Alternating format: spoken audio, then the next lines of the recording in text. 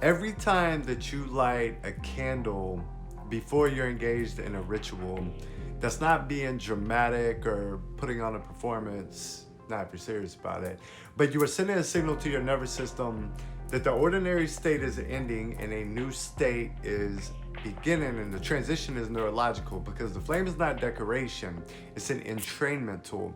The way that the candlelight flickers out of frequency naturally synchronizes brainwave activity towards alpha and theta states. So these are the same states that the boundary between the conscious and the subconscious processing becomes permeable, and it's where suggestion can become installation. So it's where intention bypasses the critical filter and lands directly in the body as instruction. Now, every mystery school that ever existed knew this.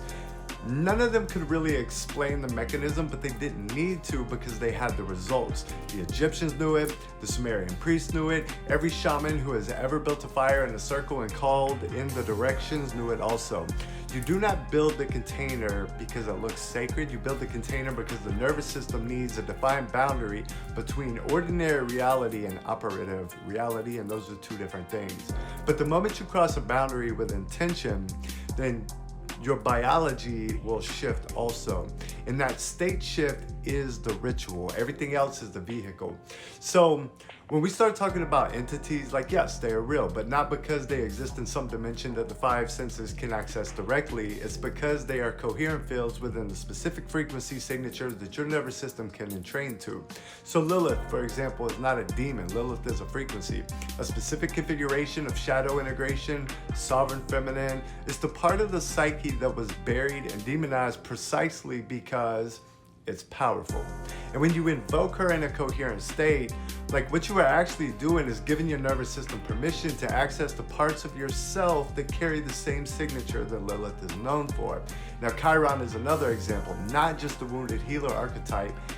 Chiron is the frequency of the map. It's the place where your field found the fracture and then created the opening, the healing. And with ritual contact, that frequency does not reopen the wound, it activates the intelligence that is stored inside it. Then we look at the gnomes, the elemental earth current, the dense, slow, coherent intelligence of physical matter itself.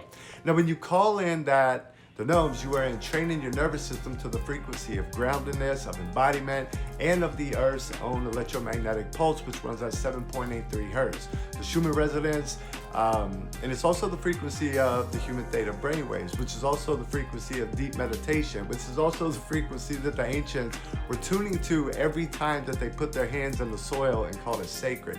None of this was ever superstition. It's his frequency